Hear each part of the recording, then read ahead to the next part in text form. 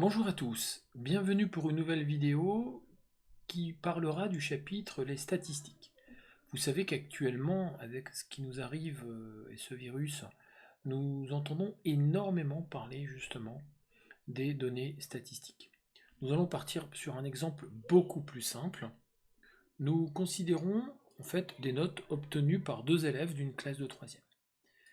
La première élève, Lila, en classe de 3A, décide de faire une interprétation sur les résultats qu'elle a obtenus sur des devoirs en mathématiques sur son deuxième trimestre.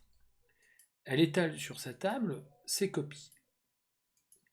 On a bien vu, il était inscrit qu'elle avait 6 copies. On se retrouve avec ces 6 copies. Elle les regarde, elle est contente, un peu moins parfois, mais elle n'a pas plus d'éléments. On prend Hugo, un autre élève d'une autre classe, qui a 7 notes, qui les met aussi sur sa table, et qui se demande la même question. Maintenant, qu'est-ce que je fais? Il est évident que lorsqu'on a des données comme celle-ci, on est sur ce qu'on appelle des données brutes. Et elles sont difficilement interprétables. C'est pour ça qu'on va pouvoir les ordonner. D'abord peut-être dans un ordre croissant. On va faire ce que l'on appelle un tableau des effectifs. Des effectifs, mais aussi des effectifs cumulés croissants que l'on notera ECC. Pour cela, on mettra les valeurs dans un tableau. Et ces valeurs dans ce même tableau, et souvent, et je vous le conseille, c'est d'utiliser bien entendu un logiciel adapté, et plus particulièrement pour nous, en classe de 3e, un tableur. Avec ce tableur, donc j'effectue mon tableau, les notes en première ligne, les effectifs. Comment je remplis les effectifs? Bien c'est simple, j'ai une seule copie ayant la note 7, une copie ayant la note 9, et ainsi de suite. Les effectifs cumulés croissants sont la somme des effectifs de cette valeur avec la précédente. Une note à 9 plus une note de 7, ce qui me donneront 2 notes. J'expliquerai tout à l'heure comment on calcule la moyenne avec un tableur. On va parler des indicateurs de position, et on a besoin d'en connaître deux pour votre niveau. D'abord, on va calculer la moyenne. Alors, Lila comme Hugo vont calculer leur moyenne. Ils vont pour cela utiliser ce que l'on appelle la définition de la moyenne pondérée. Pourquoi pondérée? Puisqu'il n'y a pas des coefficients ici sur les notes, mais il y a des notes qui reviennent plusieurs fois. 1 fois 7, plus 1 fois 9, plus 1 fois 14, plus 2 fois 15, plus 1 fois 17,5, sur un nombre total de 6 notes. Ce qui nous donne approximativement une moyenne de 12,9. Avec le tableur, eh bien, on peut aussi calculer cette moyenne en utilisant cette formule que l'on a mis dans la cellule B5. Donc la cellule B5, je vais revenir peut-être en arrière.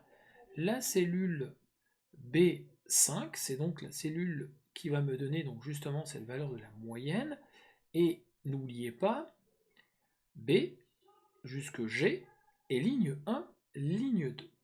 D'accord? Pourquoi je vous rappelle tous ces éléments?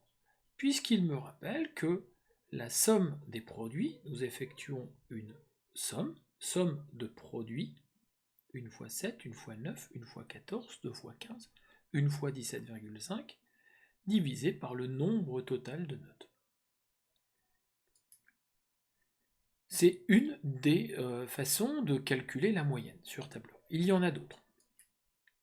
Calcul de la médiane. La médiane, comme son nom l'indique, médian, la moitié, au milieu. Donc c'est celle qui va donner la valeur centrale. Autrement dit, si par exemple on divise l'effectif par 2, on déterminera ainsi la médiane. Pour Lila, elle a eu 6 notes, on divise 6 par 2, donc 3. Eh bien, la moyenne, donc la médiane ici, va se situer entre la 3e et la 4e copie. Et on va devoir faire une moyenne. 14 plus 15 divisé par 2.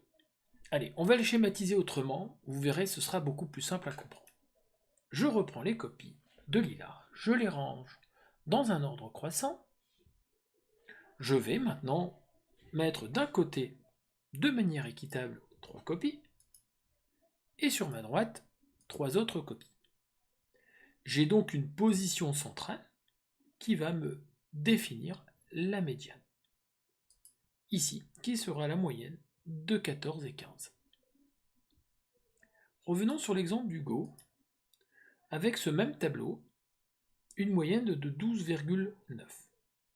J'ai profité de vous faire apparaître une nouvelle formule sur tableur, on peut la noter également, c'est la somme totale des effectifs. Somme de B2 jusque G2.